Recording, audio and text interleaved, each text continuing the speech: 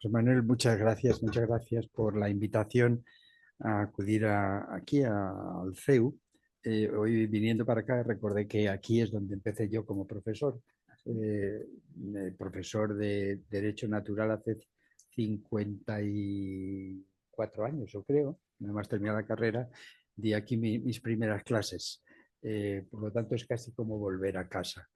Y José Manuel, aunque me digas que los asistentes a este coloquio más o menos os ubicáis en lo que antes se llamaban las derechas, a mí desde luego no me importa porque estoy convencido que tengo puntos de acuerdos cuando las gente que somos más o menos de la misma generación hemos vivido los mismos problemas, hemos respirado en una misma atmósfera, hemos vivido unas mismas circunstancias históricas y eso nos han hecho darnos un cierto aire parecido. De ahí que a veces nos entendemos mejor con gentes de nuestra generación, sean de otros partidos diferentes en el que yo he militado.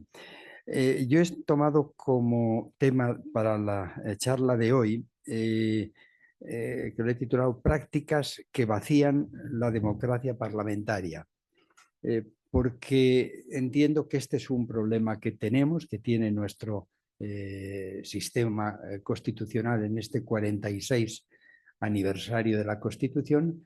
Creo que se están consolidando ciertas prácticas que suponen un vaciamiento de nuestra democracia parlamentaria. Y a eso me voy a centrar la intervención.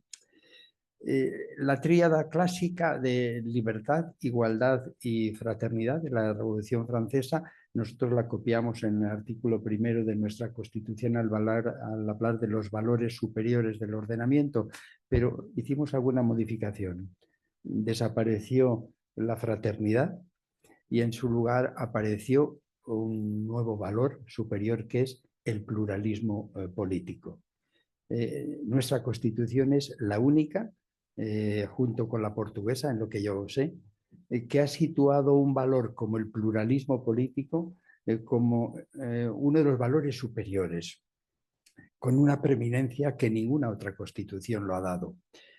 Y yo creo que esa idea del pluralismo político es una seña de identidad de nuestra Constitución, que está en el núcleo duro de nuestra Constitución. Y la razón de este cambio, pues en cierto modo sorprendente, nada menos que en el artículo 1, número 1 de la Constitución, que hayamos situado ahí el pluralismo político, yo creo que no tiene nada de misterioso. Las constituciones son siempre fruto de la trama social en la que surgen. Son la respuesta de una sociedad a su historia, a los problemas que han vivido, los que quieren superar y el horizonte nuevo que quieren abrir. Y es indudablemente que una terrible guerra civil en España y una posterior dictadura nos demostró las trágicas consecuencias que tiene olvidar la idea del pluralismo político. Y yo creo que por eso se situó ahí en el estuvimos los dos en el proceso constituyente y ahí se situó esa idea del pluralismo político. Veníamos, por lo tanto, vacunados frente a las verdades absolutas. Aprendimos por ellos que las democracias solo pueden ser pluralistas y que en las democracias pluralistas las soluciones nunca son definitivas. Las soluciones siempre que toma el gobierno, que toma una determinada mayoría parlamentaria, son siempre revisables por otra mayoría parlamentaria y por lo tanto son siempre soluciones provisionales. Y asumimos también con naturalidad que el pluralismo político implica la alternancia en el gobierno. Atrás quedaba, entendíamos, aquel concepto de la política basada en el eje amigo-enemigo, que por el año 1934, en el asalto a la democracia que se está produciendo en Alemania, pues había teorizado Carl Schmitt.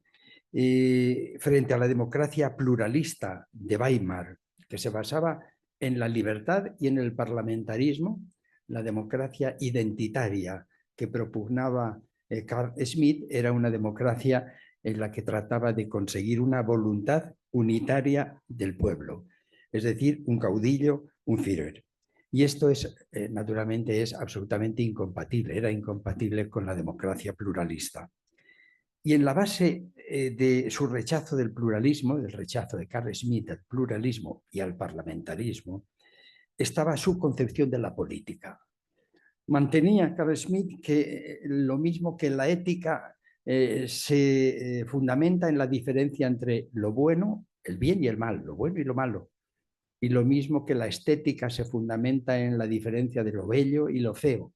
Y lo mismo que la economía se fundamenta en la distinción entre lo útil y lo perjudicial, la política se fundamenta en la diferenciación amigo-enemigo. Pues bien, en lugar de sucumbir a la tentación de definir la política sobre el eje amigo-enemigo, como proponía Schmitt, durante 4 décadas en nuestro país, los españoles aprendimos a tender puentes. Y a tender puentes con el otro. El otro es el prójimo.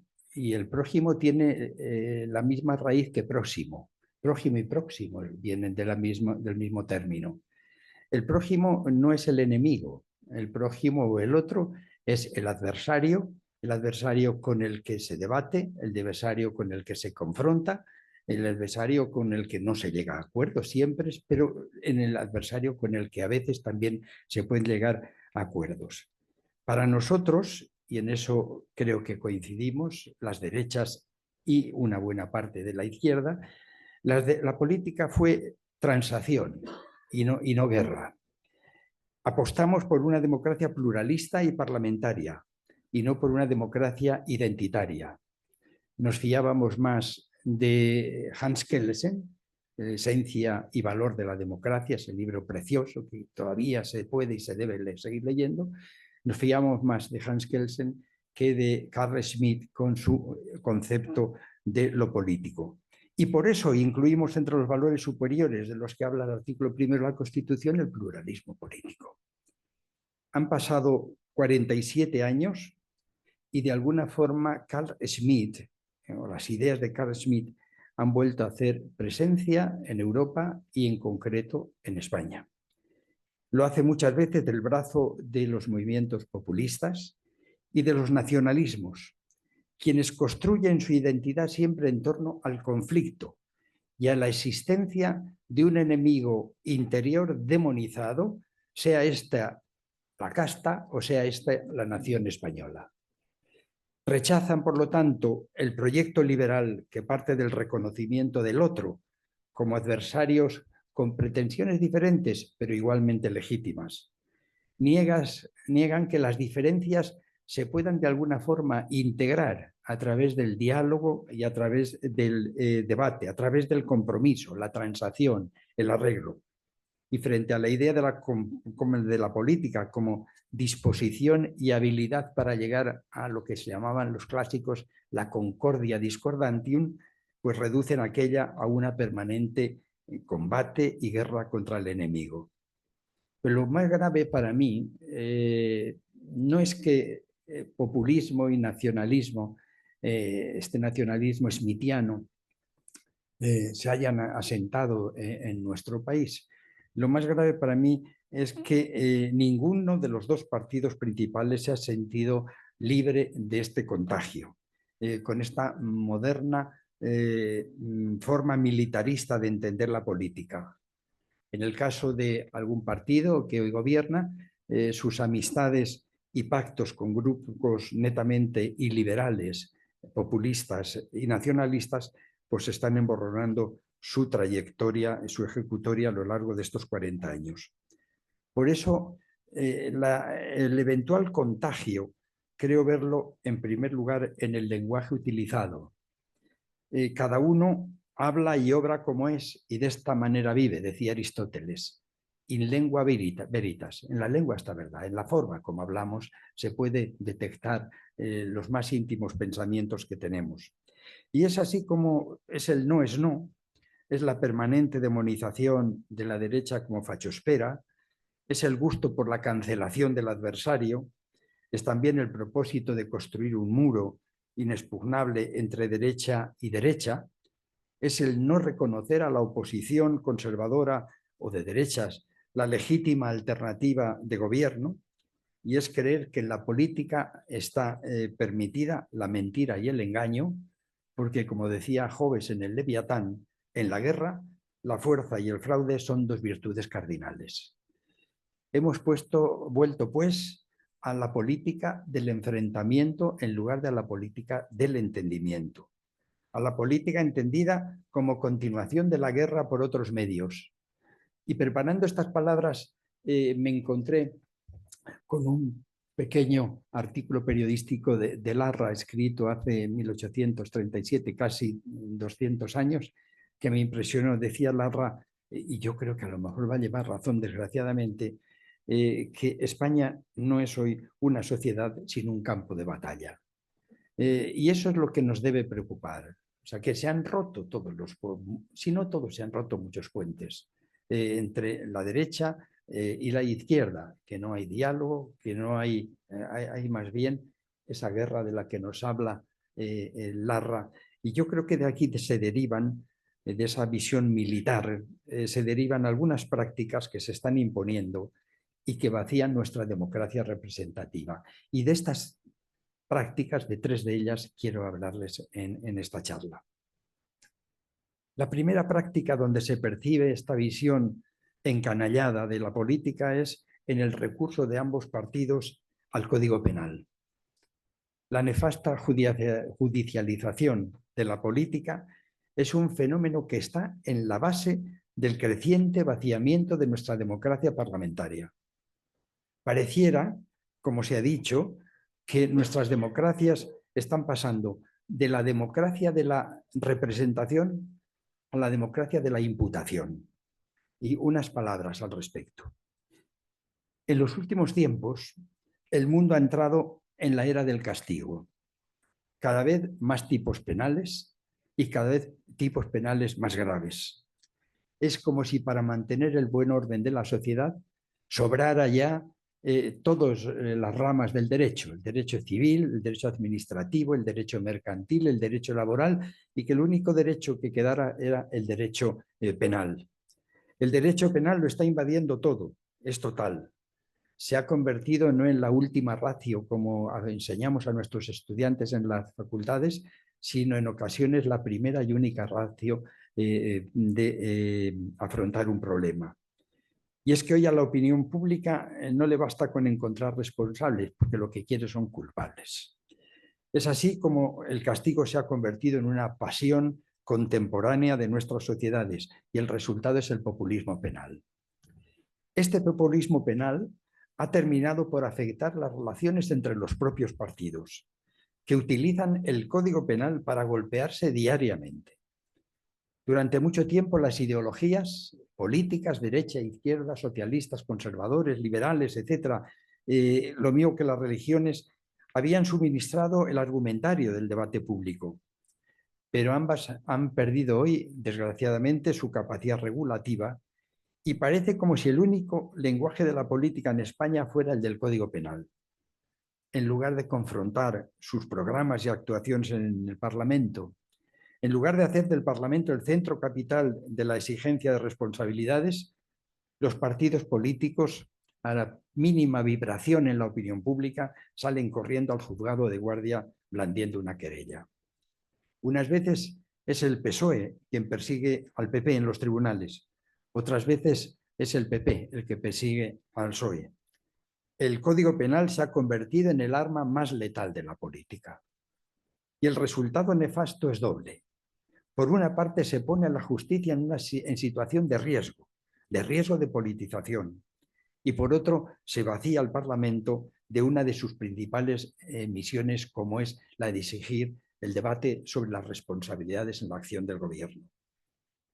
Esta transfiguración de la democracia de la representación en democracia de la imputación La hemos visto en los casos como los ERES, los Gürtels, Púnica y tantos otros cuya lista es interminable y donde son parte del proceso los partidos. Y lo acabamos de ver con el caso Koldo o el caso Ábalos o como termine llamándose. El día 13 de octubre el PP se personó con una querella contra el PSOE por financiación ilegal en base a unos recortes de periódicos y unos anónimos. Al día siguiente el PSOE contraatacó con una querella por difamación, ambos sin una mínima noticia criminis y con el único propósito de cancelar al adversario. A los 2 días de la tragedia de la Dana y antes de que los gobiernos hayan expuesto y hayan informado al Parlamento, otro partido político acaba de presentar también una querella. Creo que hay que poner en su sitio a los partidos. Y su sitio no son los juzgados de guardia. Su misión no es constituirse en parte procesal. No son abogados, son nuestros representantes. Su sitio es el Parlamento, son las asambleas de las comunidades autónomas, son los plenos de las diputaciones, son los plenos de los ayuntamientos. Y en este sentido, y dado que en este ciclo, según me contó José Manuel, siempre estáis pensando a ideas y de propuestas nuevas, yo creo que hay que plantearse muy seriamente privarles a los partidos de la posibilidad de ejercer la acción pública. Porque creo que nos lo agradecerá, en primer lugar, la Administración de Justicia. Creo que se lo agradeceremos los partidos, los ciudadanos. Y creo que si se les saca de los tribunales, tendrán que estar tendrán que hacer política donde se hace la política, no en los juzgados, sino en el Parlamento. Este es, a mi modo de ver, el primer vacío que se está produciendo en nuestras democracias parlamentarias. Esta huida de los partidos al Código Penal da lugar a otra práctica, yo diría que a otra mala práctica, que vacía más aún la democracia parlamentaria, que es la volatilización de la responsabilidad política. Me refiero sobre todo, aunque no exclusivamente, a aquellos supuestos en los que se superponen un proceso penal y un proceso de exigencia de responsabilidades penales y al mismo tiempo un proceso de exigencia de responsabilidades políticas, como ha ocurrido en todos los escándalos que ha habido en nuestro país, absolutamente en todos. En estos supuestos ya sabemos cuál es el proceso que se sigue y sabemos lo que ocurre. Cuando la oposición, sea la que sea, según la época, acude a los tribunales, el gobierno de turno se cierra herméticamente en su concha, bloquea la información o la administra en dosis homeopáticas y remite la eventual asunción de responsabilidades al resultado del proceso penal. El político señalado por una acusación de este tipo, pues espera que la absolución o el archivo en su día, en un lejano día, supongan el decaimiento y el olvido de sus responsabilidades políticas. Esta mala práctica supone evidentemente otro vaciamiento del Parlamento y vuelve a plantear por otra vía la necesidad de tomar medidas convencionales o legales para que no se produzca esa superposición entre los procesos penales y los procesos políticos. Pero no bastaría. Si queremos que la democracia representativa y queremos que sea el Parlamento el lugar ordinario donde se ventilan las responsabilidades políticas, los gobiernos, el que sea, del signo que sea, tienen que ser plenamente conscientes de que tienen que actuar con el Parlamento pues como se espera que la gente funcione con el principal. Lo mejor que explica, yo creo, que la relación gobierno-parlamento es la teoría de la agencia. El Parlamento es el principal y los gobiernos es el agente. Y entre ambos tiene que haber una relación de lealtad, de información, de control, de exigencia de responsabilidades, etcétera, etcétera. Lo que no cabe, desde luego, es decir que vamos a gobernar con o sin el concurso del Parlamento. Es como si el principal dijera voy a gestionar los asuntos que me has delegado sin tener en cuenta tu opinión o, o tus intereses. El presidente del gobierno en España recibe su legitimación del Parlamento y no directamente de la ciudadanía. Por eso gobierna don Pedro Sánchez y no gobierna el señor Feijóo. Son nuestros representantes y diputados los que debaten el programa del candidato, son ellos los que le otorgan confianza, son ellos los que le controlan, los que le fiscalizan, los que le orientan. Por supuesto que puede también dirigirse directamente a los ciudadanos y a las ciudadanas como le crea conveniente.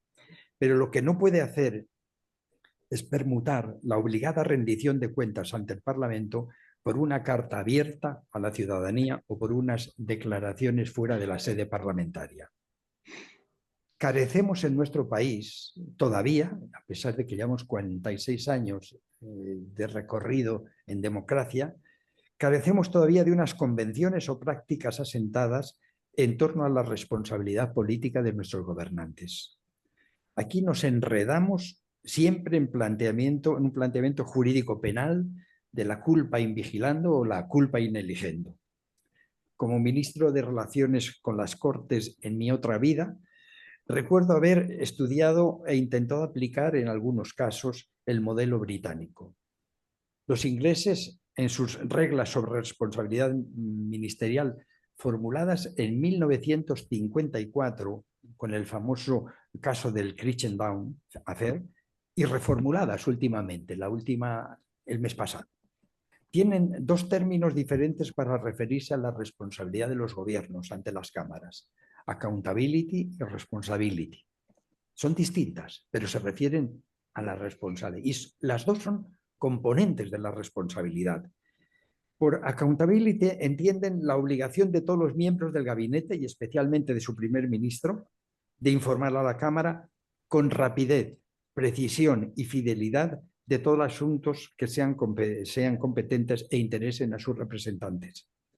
Es sencillamente el deber de transparencia y de verdad con la Cámara.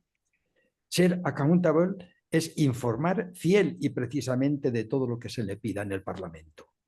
Y debe decir la verdad, porque según las reglas que tiene el Parlamento inglés, si un ministro engaña conscientemente al Parlamento, la Cámara espera de él, dice textual, que presente su renuncia ante el primer ministro. La accountability es, pues, la primera y básica obligación en que se desglosa la responsabilidad. Y lo primero que podemos decir de nuestros gobiernos, si examinamos más que tanto sus respuestas como capciosas como sus silencios, podemos decir que no hacen honor a esta obligación de transparencia. No ser responsable. Y aunque lamentablemente, y esto es una pena decirlo, tampoco parece que a la sociedad le importe mucho. Pero además de esta obligación de informar veraz, rápida y precisamente al Parlamento, está la responsabilidad en sentido fuerte. Es la responsabilidad de los miembros del gobierno por sus actos y por sus acciones y por sus decisiones. Y es también la responsabilidad por los actos y omisiones de sus subordinados que él hubiera ordenado o autorizado, o que en caso de ser inapropiados no los hubiera corregido tan pronto como los hubiera conocido. Este es el modelo normativo del juicio por responsabilidad política en el Parlamento británico, que está tan alejado en la práctica de nuestro país, siempre obsesionado con la culpa ineligiendo y culpa invigilando, como hemos visto en cualquiera de los grandes casos del pasado y estamos viendo ahora, se ya hable del caso Delphi, el caso Coldo, Ábalos o como sea, o el caso Dana, o como veremos posiblemente en el juicio de responsabilidad político por la tragedia de la Dana. En todos estos supuestos, la responsabilidad política se ha volatilizado y con ello se vacía al Parlamento como el ámbito de control de nuestra democracia. Yo creo que sería el momento, otra sugerencia para la casa, sería el momento de pactar unas reglas en la línea de las que ha hecho las cámaras inglesas, unas líneas, orientaciones de en qué consiste la responsabilidad, que para ellos son primero información puntual, exacta y directa inmediatamente ante las cámaras y después, obviamente, sanción si lo hubiera, reprobación, crítica o petición de dimisión. aquí al primer escándalo que se produce, ya lo primero que se hace es pedir la dimisión o montar grandes manifestaciones sin que antes el gobierno haya tenido la delicadeza de dar las oportunas informaciones sobre qué es lo que ha pasado para que podamos juzgar, formar nuestro juicio de responsabilidad.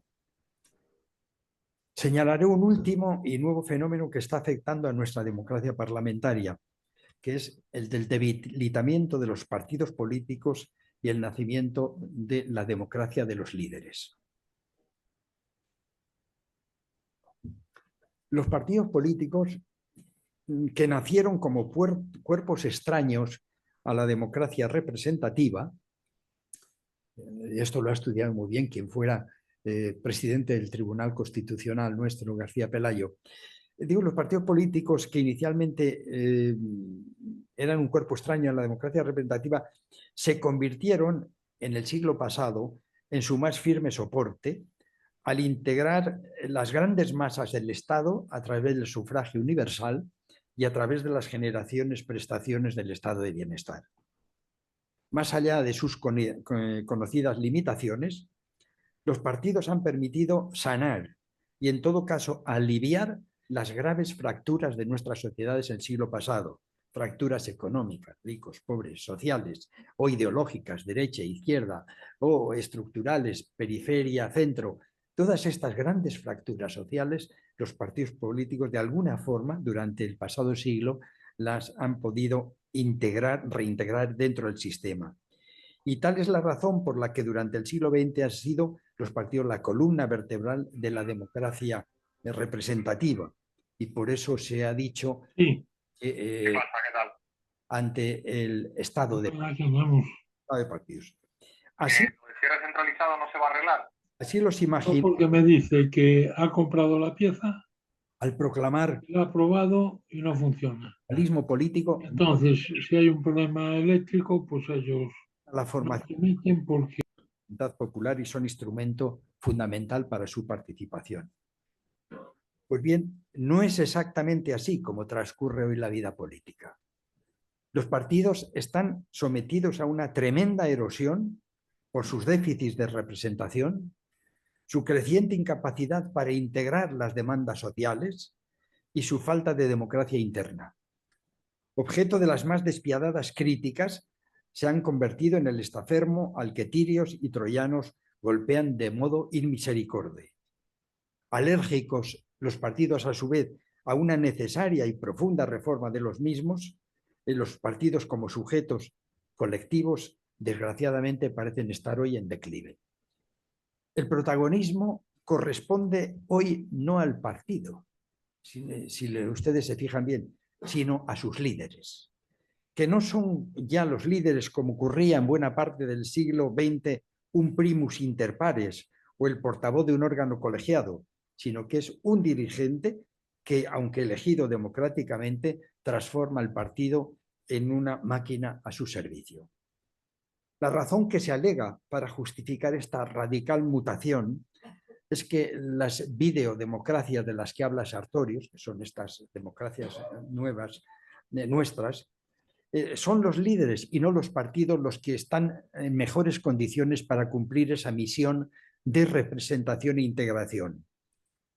Encumbrados por sus dotes de comunicadores, se cree que los líderes pueden extender los apoyos más allá de que sus respectivas marcas.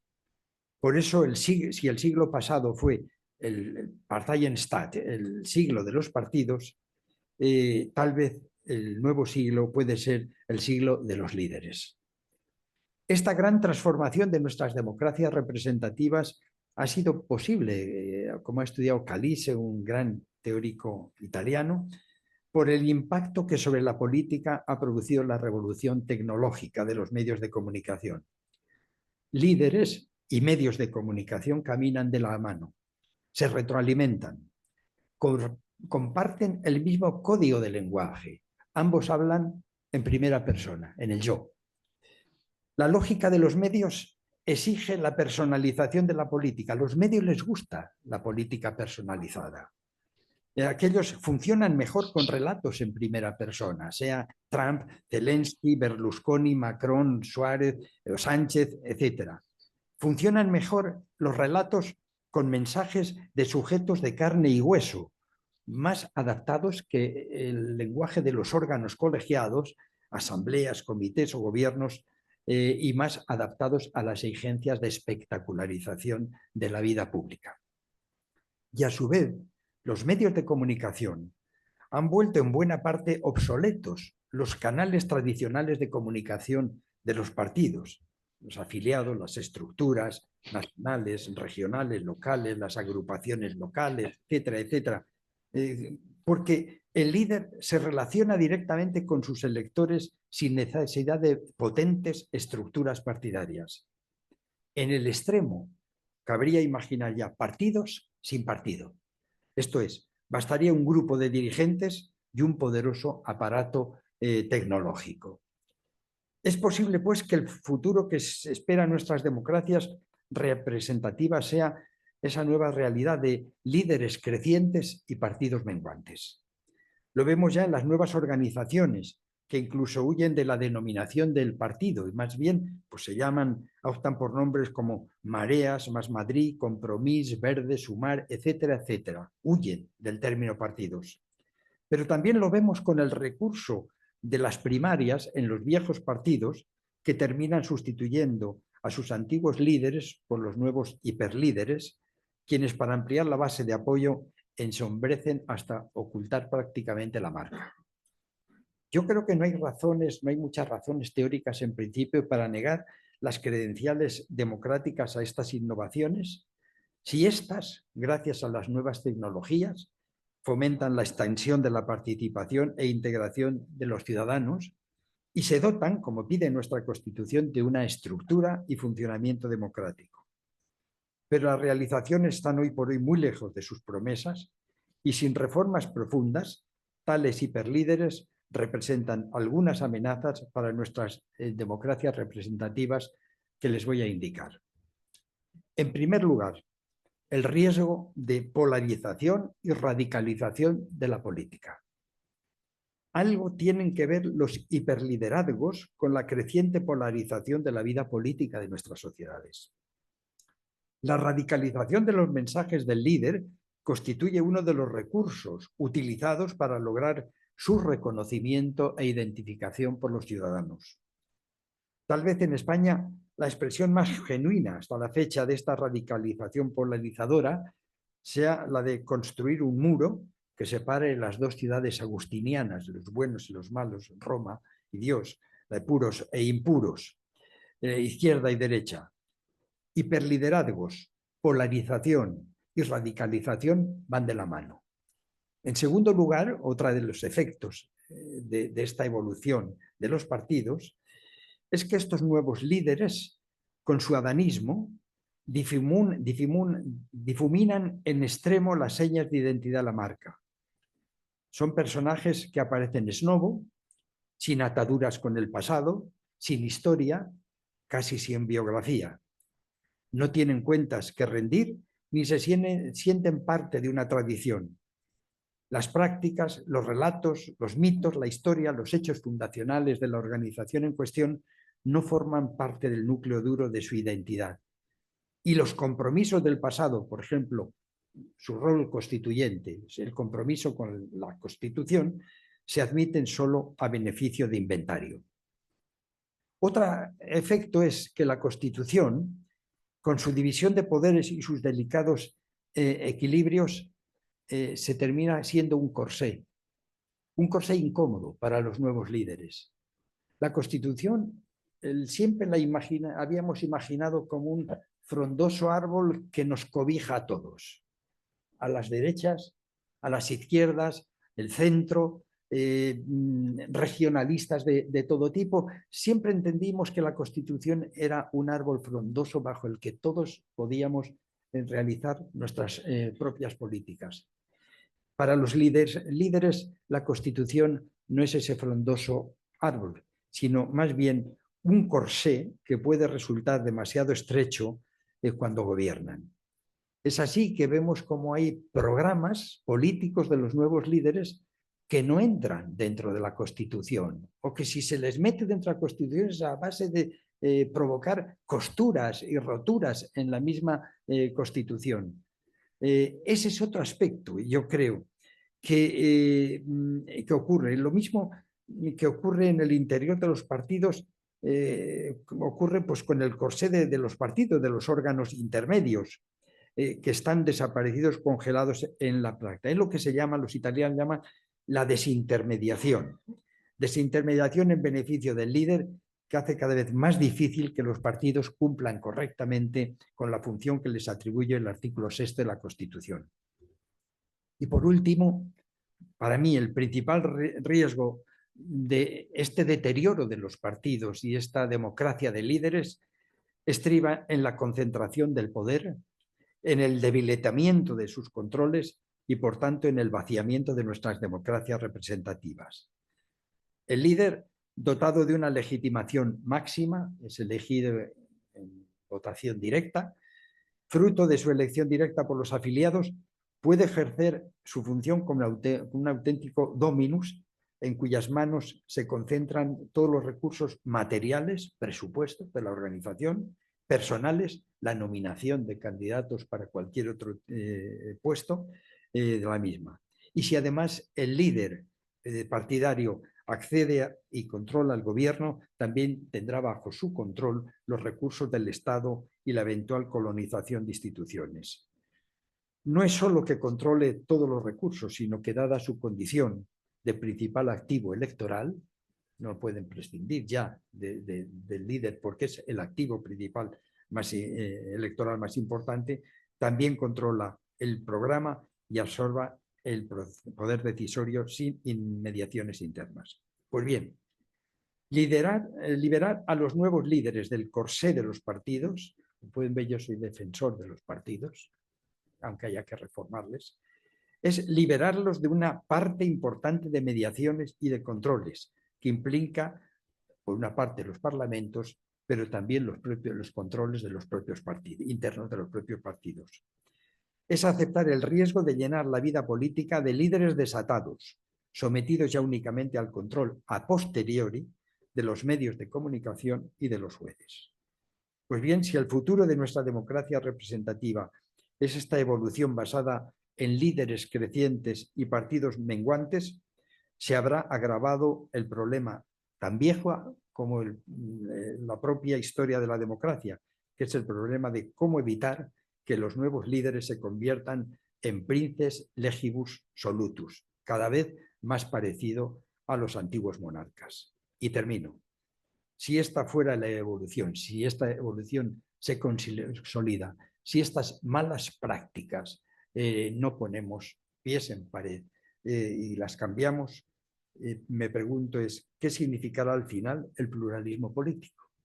Y sobre todo, ¿seguiremos llamando democracia parlamentaria a un modelo, si se le vacía de supuestos como la responsabilidad política, o si le vacía de todos los controles internos y externos de nuestros líderes?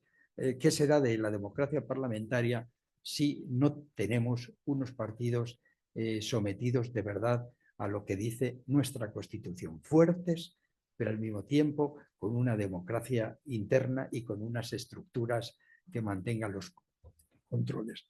Bueno, y esto es lo que quería decir, esto es lo que pienso. A veces puede parecer una visión un poco pesimista. Yo, a pesar de todo, no soy pesimista, creo que estamos a tiempo, pero sí tenemos que tomarnos en serio las cosas, porque si no, se nos puede ir yendo de las manos, se nos puede ir deshaciendo una democracia parlamentaria que tan excelentes resultados ha dado nuestro país en estos 46 años. Muchas gracias.